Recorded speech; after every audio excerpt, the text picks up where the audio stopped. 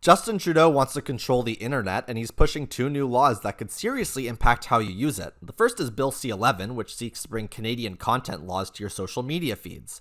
The law would essentially allow the Trudeau government to rewrite algorithms. Those are the codes that decide what pops up on your Facebook feed, your Twitter feed, your YouTube recommendations, virtually anywhere on social media. So if you're one of the tens of millions of Canadians who use social media, that could be very bad news for you. If you regularly see and watch content from foreign creators, your ability to find them may be restricted. If you like watching, American fashion bloggers, Brazilian foodies, Indian rappers, you name it, it will suddenly become a lot harder to find them. If you're an immigrant and want to follow what's going on in the country you were born in, or where your family still lives, that's going to be restricted too. But it's even worse news for Canadians who create this content, because it's not enough to just be a Canadian and make content. No.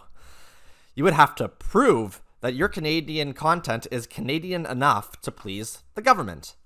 That means if you include actors who aren't Canadian, or music from another country, or virtually anything that's foreign, you'll be at risk of having your work suppressed by the government. Yes, the man who once said a Canadian is a Canadian is a Canadian wants to set up new regulations which will tell you exactly how Canadian you are and punish you if you're not Canadian enough. That's the new line of the progressive Trudeau government. The second proposal is Bill C-18, which would give the Trudeau government unprecedented control over journalism in this country. Under the bill, the government would order social media companies to give money to, quote, eligible news businesses for appearing on their website. But here's the catch. The government gets to decide what an eligible news business is, which means the government can take money from the private sector and give it to journalists who they approve of while leaving journalists they don't like out to dry.